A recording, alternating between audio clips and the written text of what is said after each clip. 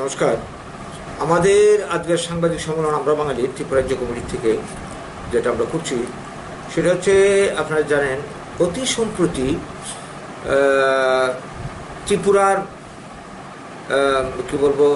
রাজবংশের একজন সন্তান প্রদ্যুৎ কিশোর দেব বর্মনজি মহারাজা বীর বিক্রম কিশোর মাণিক্য বাহাদুরের পুত্র কিরিট বিক্রমের ছেলে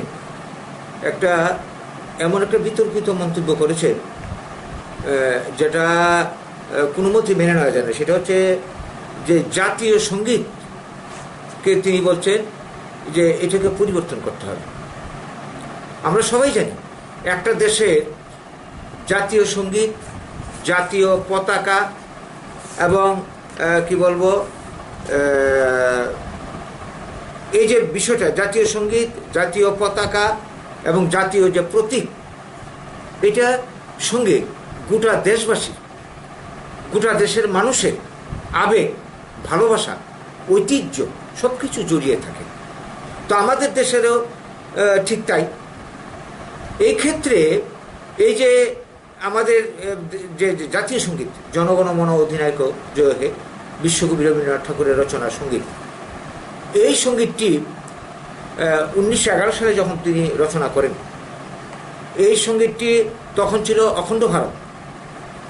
এখানে রবীন্দ্রনাথ ঠাকুর এই সঙ্গীতটি রচনা করবার সময় এই যে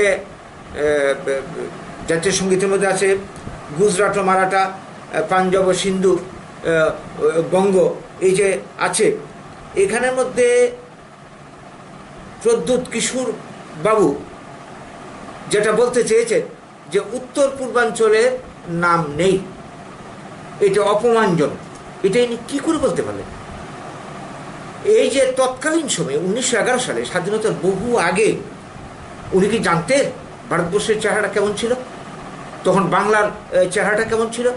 আজকের যে ত্রিপুরা, আজকের যে অসম, উত্তর পূর্বাঞ্চল, এই সবটাই তো বাংলার অধীন, বাংলার অঞ্চলের মধ্যে ছিল। বর্তমান পশ্চিমবঙ্গ, বর্তমান বাংলাদেশ, বিহার, উড়িষ্যা, ঝাড়খণ্ডের বিরাট অঞ্চল এবং এই বর্তমান ত্রিপুরা, অসম, এই সবটা নিয়েই ছিল বাংলা। কাজেই রবীন্দ্রনাথ ঠাকুর যে বঙ্গের কথা বলেছেন, এই বঙ্গের মধ্যেই তো ত্রিপুরা আছে, উত্তর পূর্বাঞ্চল আছে। কাজে তিনি কি করে বলতে পারলেন যে এই যে উত্তর পূর্বাঞ্চলের কথা বাদ দেওয়া হয়েছে, এটা অপমানজনক?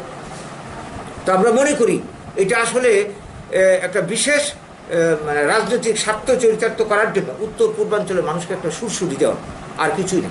কিন্তু কথা হচ্ছে জাতীয় সঙ্গীতের মতো একটা বিষয় পরিবর্তন করতে হবে, এই কথাটা বলার স্পর্ধা তিনি কি করে পেলেন, সাহসটা পেলেন কোত্থেকে? এই যে বক্তব্য, এটা আমরা কোনো মতে মানতে পারি, এটা আমরা তীব্র প্রতিবাদ করছি।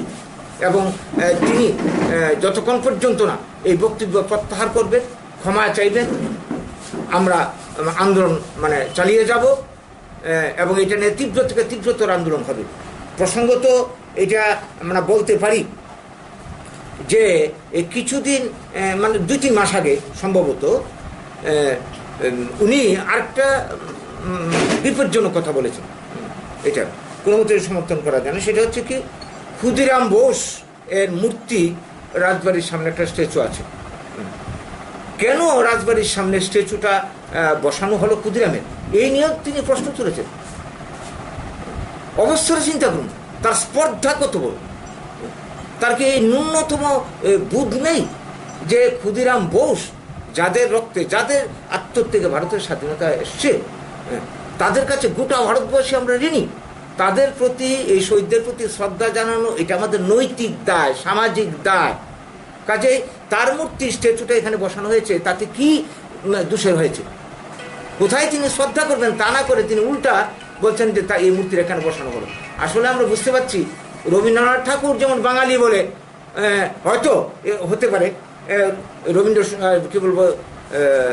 জাতীয় সঙ্গীত তার পছন্দ হয়নি, ঠিক তেমনি এই ক্ষুদিরাম বাঙালি বিপ্লবী বলেই হয়তো তার পছন্দ হয়। তো এই বিষয়গুলি কোনো মতে মানা যায় না। এই ভদ্রলোক ত্রিপুরার রাজবংশের, যে রাজবংশের সঙ্গে রবীন্দ্রনাথ ঠাকুরের এত সম্পর্ক ছিল, হৃদয়ের সম্পর্ক ছিল, এত শ্রদ্ধা করতেন তারা, একবার রবীন্দ্রনাথ ঠাকুর যখন ত্রিপুরা আসেন, রাধাকিশোর মাণিক্য বাহাদুর খুব সম্ভবত তখন ছিলেন সম্রাট, তিনি নিজে এই রাজ সিংহাসন ছেড়ে এসে রবীন্দ্রনাথ ঠাকুরকে এই সিংহাসনে বসিয়েছেন। এতটা শ্রদ্ধা করতেন, সম্মান করতেন। এই বংশের লোক উনি আজকে এই ধরনের কথাবার্তা বলছেন, সাম্প্রদায়িক কথাবার্তা পুরোপুরি। তো এটা আমরা মানতে পারি না। আসলে উনার যে কি বলবো মানসিক গঠন আমরা বুঝতে পেরেছিলাম এই যে গত বছরেই যখন ত্রিপুরাতে প্রথমবার এসে উনি বলতে পেরেছিলেন, সে সম্ভবত বোধহয় কংগ্রেসের প্রেসিডেন্ট নির্বাচিত হয়েছেন প্রদেশ কংগ্রেসের, একটা জনসভা ভাষণ দিতে গিয়ে পুইলা জাতি উল্লু পার্টি, এর থেকে তার মানসিকতা ফুটে উঠেছে। একটা সর্বভারতীয় দলের সভাপতি এরকম বলতে পারে? কাজে এই ধরনের মানুষের দ্বারাই ত্রিপুরাতে সাম্প্রদায়িকতা, উভয় জাতির মধ্যে বিচ্ছিন্নতাবাদের বীজ মানে বপন হয়ে চলেছে।